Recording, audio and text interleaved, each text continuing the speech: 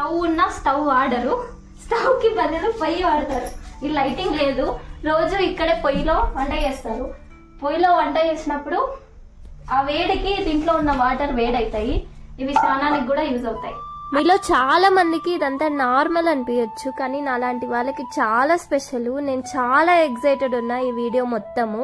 ఇలాంటి slow life leave చేయడం అంటే నాకు చాలా ఇష్టము. ఆంటీ వంట రెడీగా ఉందా? ఆంటీ ఈరోజు ఏమేమి వంట చేసిందో చూపించాం. ముద్ద, పప్పు,